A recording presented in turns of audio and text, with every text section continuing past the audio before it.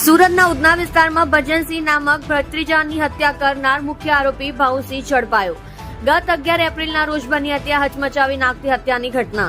સુરતના ઉધના નવસારી રોડ પર જીઓના petrol pump સામે બની હતી।